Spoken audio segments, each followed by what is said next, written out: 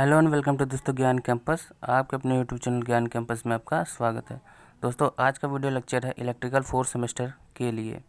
Subject है TDP, transmission distribution of electrical power supply. तो पिछले वीडियो लेक्चर में हमने पढ़ा था इंसुलेटर। अगर आपने वो वीडियो नहीं देखी तो डिस्क्रिप्शन में आपको लिंक मिल जाएगा, वहाँ से आप जाके देख सकते हैं, या फिर प्लेलिस्ट में जाकर आप सारी वीडियोस देख सकते हैं टीडीपी की। तो आज की वीडियो लेक्चर में दोस्तों हम पढ़ेंगे स्ट्रिंग एफिशिएंसी, जो कि मोस्ट इम्पॉर्टेंट है। ये 5 नंबर में आपका पूछा जा सकता है।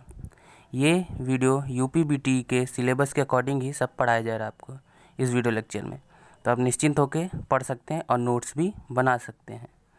तो आपका ज़्यादा समय न लेते हुए चलिए आज का वीडियो शुरू करते हैं। स्ट्रिंग एफिशिएंसी, लड़ी दक्षता। किसी ओवरहेड लाइन में पूरे स्ट्रिंग के आर पार वोल्टेज तथा डिस्क की संख्या और कंडक्टर के पास की डिस्क के आर पार वोल्टेज के गुणनफल के अनुपात को स्ट्रिंग एफिशिएंसी कहते हैं।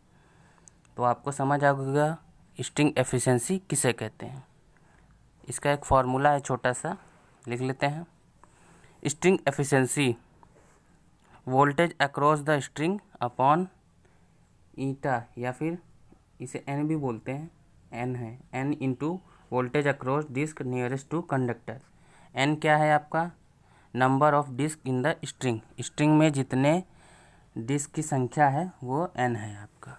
तो आगे बढ़ते हैं।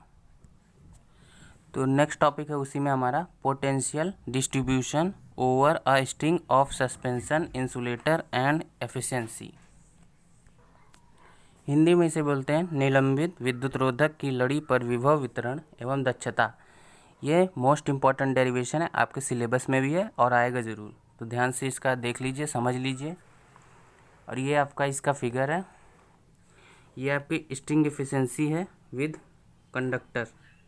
कंडक्टर के साथ आपकी स्ट्रिंग्स लगी हुई हैं, ये आपका सपोर्ट है और इसमें करंट फ्लो हो रही है।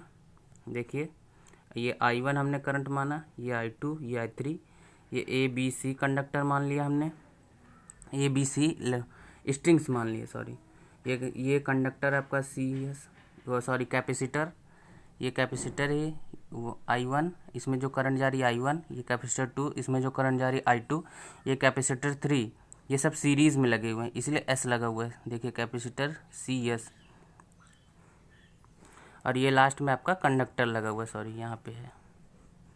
तो इस तरह आपका, और इसमें वोल्टेज सब में अलग अलग है। ये देखिए पहले वाले में वोल्टेज V1, दूसरे वाले में V2, तीसरे वाले में V3। टोटल वोल्टेज आपका V हो जाएगा। ये देखिए तो टोटल वोल्टेज आपका V है। और इसमें कुछ चीज़ें हम मान लेते हैं, फिर हम आगे डेरिवेशन कर। I बराबर एक फॉर्मूला होता है V/x/c। तो देखिए ये C जो सफिक्स में होता है इसके, ये देखिए XC सफिक्स में, और 1/ωc ये फार्मूला होता है। ये आगे फार्मूले हमें काम आएंगे, तो अभी लिख लीजिए I बराबर V/1/ωc। तो ωc ऊपर जाएगा तो ωc हो जाएगा I के बराबर। तो यहाँ पे CS क्या है हमारा? शंट कैपेसिटर, और CM हमारा म्यूचुअल कैपेसिटेंस। तो आगे बढ़ते हैं। तो दोस्तों अब इसमें हम इस A वाले में जो हमारा A पार्ट है, इसमें हम KCL रूल लगाएंगे। तो KCL यानी करंट लॉ लगाएंगे और उसके अकॉर्डिंग हम डेरिवेशन करेंगे। इसमें भी लगाएंगे, इसमें भी लगाएंगे। तो चलिए आगे देखते हैं। तो आगे बढ़ने से पहले जो हमने डायग्राम बनाया उसके बारे में थोड़ा हम जान लेते हैं क्या लिखना है। देखिए 3 स्ट्रिंग डिस्क का यह एक तुल्य परिपथ है। माना कि प्रत्येक डिस्क की धारिता यानी कैपेसिटेंस C है। हाई वोल्टेज की ओवरहेड लाइन में सीरीज डिस्क इंसुलेटर की स्ट्रिंग का यूज़ होता है। डिस्क इंसुलेटर को आपस में मेटल लिंक द्वारा सीरीज में जोड़कर विभिन्न यूनिटों वाली लड़ियों का निर्माण होता है।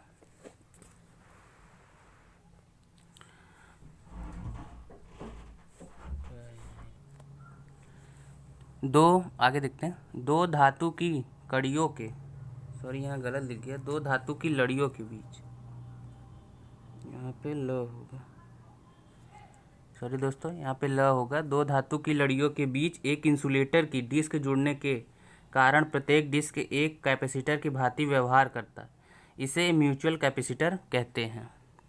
वह इसका कैपेसिटेंस म्यूचुअल कैपेसिटेंस कहलाता है। इसे CM यानी म्यूचुअल कैपेसिटेंस से डिनोट करते हैं, यानी व्यक्त करते हैं। तो इसे आप अपने लैंग्वेज में भी लिख सकते हैं, थोड़ा सा समझने की ज़रूरत है, समझ लीजिए, उसके बाद आप अपनी लैंग्वेज में लिख लीजिएगा। अगर एग्ज़ाम में आप थोड़ा बहुत भूल भी जाते हैं तो चल जाएगा, लेकिन डायग्राम ज़रूर अच्छे से बनाइएगा और डेरिवेशन अच्छे से कीजिएगा। थ्योरी आप थोड़ा बहुत आगे पीछे कर सकते हैं, अगर थोड़ा पूरा नहीं याद हो रहा, थोड़ा भी लिख देंगे तो काम चल जाएगा। तो आगे बढ़ते हैं। इसी प्रकार मेटल लिंक व भू संपर्कित इस्पात टावर के बीच डाइइलेक्ट्रिक मीडियम होने से शंट कैपेसिटर का निर्माण होता है। इसका कैपेसिटेंस शंट कैपेसिटेंस CS कहलाता है। तो ये होता है, और इसका एक फार्मूला है दोस्तों, ये हमें आगे काम आएगा। CS यानी शंट कैपेसिटेंस अपॉन CM यानी mutual capacitance equal to K यानी कांस्टेंट। तो ये जो शंट कैपेसिटेंस और म्यूचुअल कैपेसिटेंस का मान है ये 1 से कम होता है। तो आइए चलते हैं हम डेरिवेशन की तरफ। तो हमारा पहला है नोड A पर KCL लगाने पर। तो नोड A हमने जो कि पहला आपको बताया था, डायग्राम आप देख सकते हैं पीछे रिवर्स जाके। चलिए हम आपको दिखा देते हैं। तो ये जो हमारा नोड A है आप देख रहे हैं, इस पे हम यहाँ पे KCL रूल लगाएंगे, और उसी तरह फिर बाद में नोड B यहाँ पे भी KCL रूल लगाएंगे। तो आप डायग्राम देख लीजिए इसको, इसी डायग्राम से हमें डेरिवेशन सॉल्व करना है। तो दोस्तों इस डेरिवेशन को समझने से पहले आप पहले KCL रूल अगर आपने नहीं पढ़ा है तो वो पढ़ना आपको ज़रूरी है। अगर आपको KCL लॉ नहीं आता तो आप ये डेरिवेशन नहीं समझ पाएंगे, तो आपको फिर रटना ही पड़ेगा। अगर KCL लॉ आपको आता है तो आप ये समझ लेंगे। तो चलिए शुरू करते हैं। तो देखिए I2 हमारा जो था, उसमें आप डायग्राम में जाके देख सकते हैं, I2 करंट हमारा जो था I1 equals to small I1, ये होता है KCL लॉ के अकॉर्डिंग। तो I2 का जो हमारा वैल्यू था V2 ओमेगा CM, ये रख देंगे। I1 की हमारा वैल्यू था V1 ओमेगा CM, और स्मॉल I1 की वैल्यू थी V1 ओमेगा CS। ये हमारे सब वैल्यूज़ थे और हमने पुट कर दिए। आप डायग्राम में जाके देख सकते हैं। अगर आपको नहीं समझ आ रहा तो मैं एक बार और डायग्राम में दिखा देता हूँ आपको। तो दोस्तों ये देखिए, यहाँ पे हमारा ये हम इस पर वर्क कर रहे हैं, तो यहाँ पे KCL लॉ लगेगा तो करंट हमारी कुछ इधर जाती है कुछ इधर जाती है, तो उसके अकॉर्डिंग इस पर हम KCL लॉ अप्लाई करते हैं। तो ये जो हमारा I1 है ये हम ना लेके I2 लेते हैं, और ये हमारा CS और CM वगैरह लेते हैं, और ओमेगा C जो हमारा एंगल होता है वो हम लेते हैं।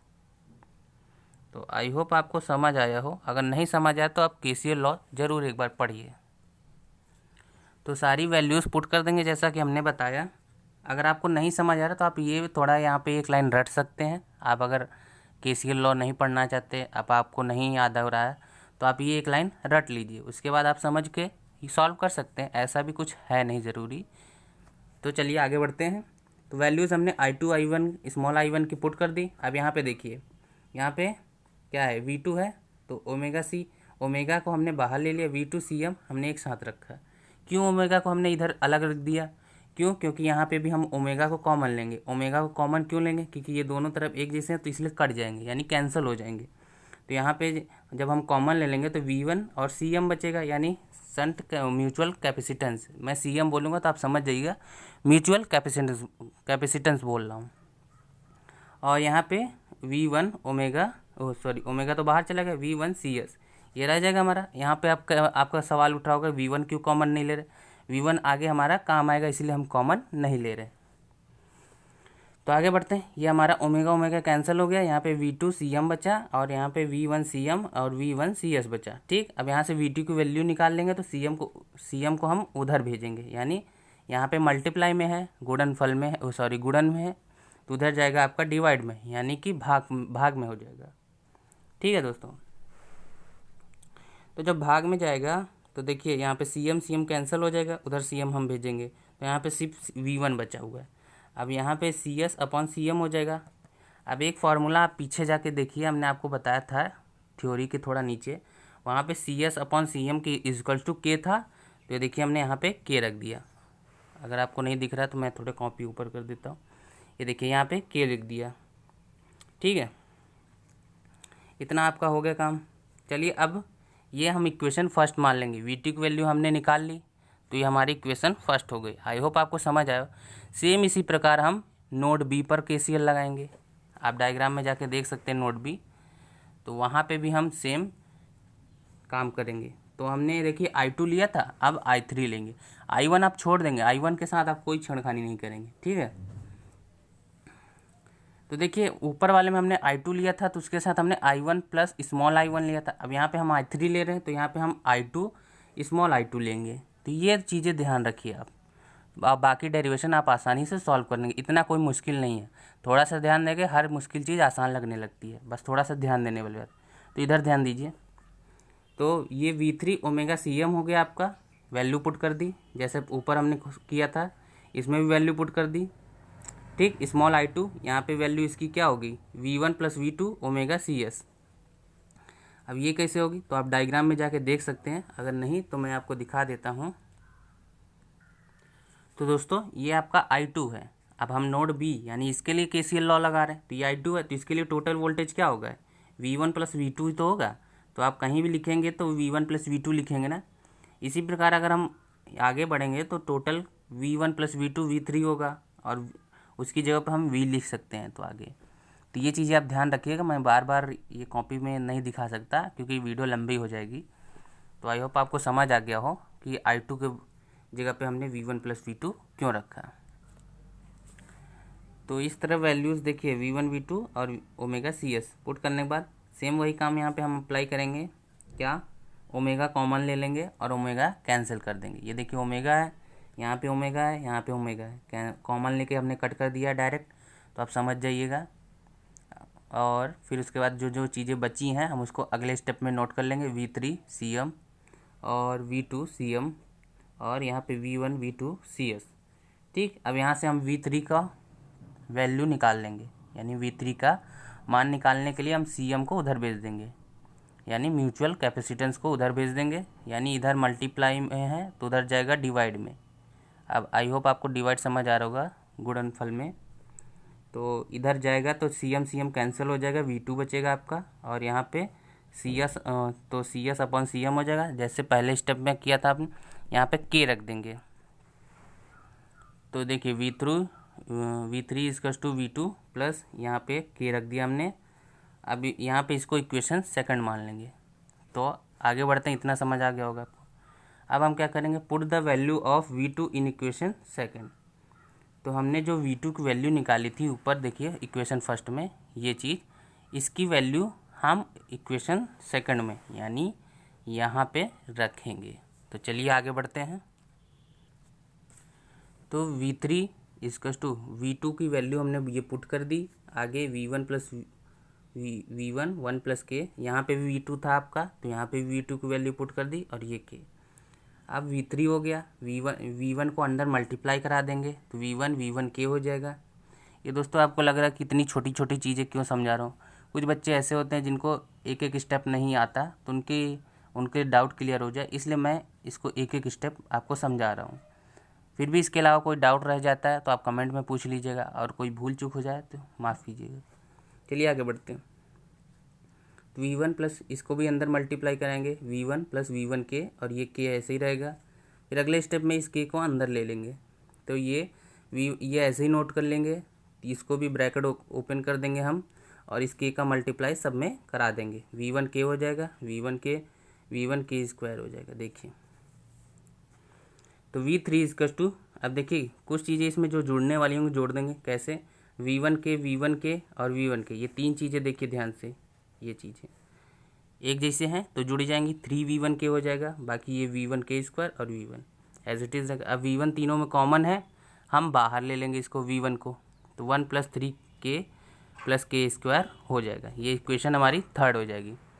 अब हमारा जो इक्वेशन फर्स्ट सेकंड थर्ड है, तीनों इक्वेशनों को एक साथ लाएंगे तो V1 इजिकल्स टू हो जाएगा। V1 की कोई वैल्यू नहीं है तो नीचे 1 मान लेंगे, कुछ नहीं होता तो वहाँ पे 1 होता है, आपने पढ़ा होगा 10th वगैरह में 12th वगैरह में मैथ्स में। तो equals to V2 upon 1 plus K, V2 की वैल्यू क्या आई थी, 1 प्लस K आई थी तो अपॉन में रख दिया।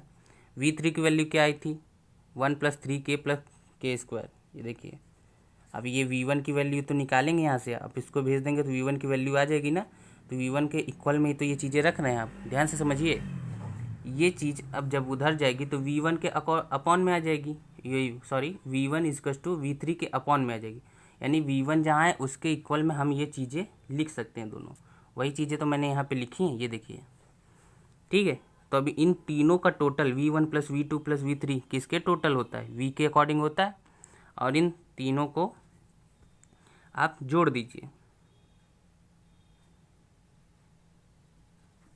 चलिए फिर आगे बढ़ते हैं। तो V इक्वल्स टू आएगा अगले स्टेप में आपका V1 plus V2 plus V3।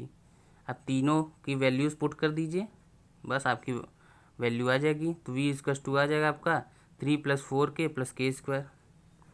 ये देखिए आपका जो हमने यहाँ पे ये पुट किया वैल्यू, ये यहाँ से निकला है। तो आई होप आपको कन्फ्यूज़न ना हो, इसलिए हमने दिखा दिया है। ऐड कर दीजिए, इन तीनों को ऐड करेंगे तो इतना ही आएगा। तो ये मैंने यहाँ पे दिखा दिया, आप ये स्टेप भी लिख सकते हैं। अब थोड़ा सा और है आगे। फॉर 2 डिस्क के लिए, 2 डिस्क के लिए हमें फॉर्मूला निकालना हो तो क्या होगा। ये तो एक सभी डिस्क के लिए था, सिर्फ 2 डिस्क के लिए हमें निकालना हो तो n इजकल्स टू या eta equals to V upon n into VN। यहाँ पे तो जो आपका n दिया है, n बराबर कितना 2 दिया है, तो यहाँ पे हम पुट कर देंगे। बाकी V की वैल्यू जो है वो पुट कर देंगे और सॉल्व कर लेंगे, हमारा मान आ जाएगा।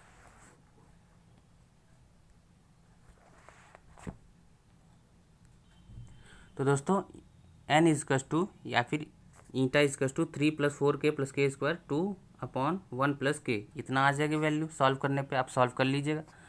इसी प्रकार अगर हमें 3 डिस्क के लिए निकालना हो, 3 डिस्क के लिए हमें नंबर ऑफ निकालना हो तो वही सेम फार्मूला रहेगा और n की जगह पे 3 लिख देंगे। बाकी सॉल्व वैसे ही करेंगे और इतना वैल्यू हमारा आ जाएगा। तो दोस्तों आज की वीडियो बहुत लंबी हो गई। नेक्स्ट वीडियो लेक्चर में हम पढ़ेंगे स्ट्रिंग एफिशिएंसी को बढ़ाने की विधियाँ या फिर मेथड्स। तो वो वीडियो ज़रूर देखिएगा, आपको काफ़ी फ़ायदा मिलेगा क्योंकि वो भी आपका सिलेबस का ही एक पार्ट है। तो आज का वीडियो यहीं पे एंड करते हैं। वीडियो अच्छा लगा तो लाइक कीजिएगा, चैनल पर नए हैं तो सब्सक्राइब कर लीजिएगा और बेल आइकन को प्रेस कर लीजिएगा ताकि फ्यूचर में आने वाली अपडेट्स आपको सबसे पहले मिल सकें। और अपने दोस्तों के साथ ज़रूर शेयर कीजिएगा ताकि उनको भी इसका फ़ायदा मिल सके। तो मिलते हैं नेक्स्ट वीडियो में, तब तक के लिए जय हिंद, जय भारत।